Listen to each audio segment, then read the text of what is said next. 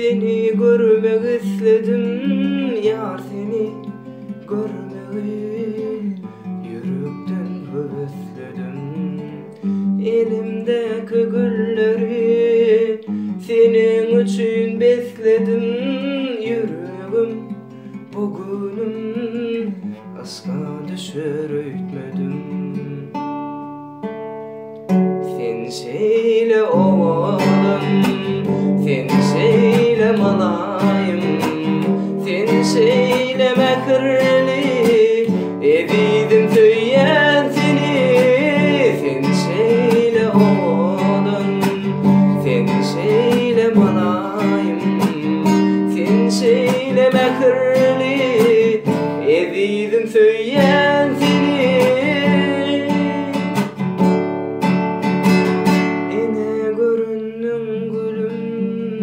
Ayıncalı eciz günüm, süyünüm diyenim, sana bağlı bu ömrüm.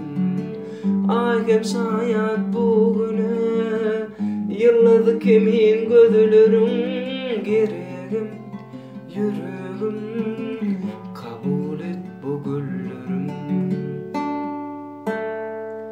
Sen söyle oğlum, sen söyle malayım, sen söyle mekirli, evidim söyleyen seni.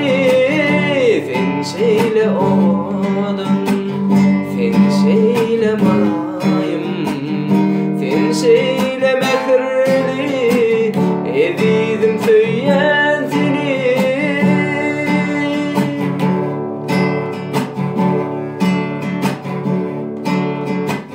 Asmannak kiptirim, zeminne kıbır pirim. Söyleyeceğim, diyeceğim, söyleyip kim söyleyeceğim. Koşa gumrulur yalı, ömür boyu bileceğim. Balalı ve palı, ömür sürüp sapalı.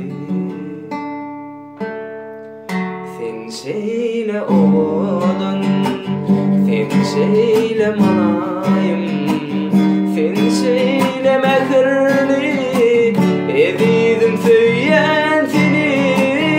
Sen söyle oğlum, sen söyle malayım, sen söyle mekirli, evidim söyleyen seni. Söyle oğlum, sen söyle malayım, sen söyle mekirli, evidim söyleyen seni.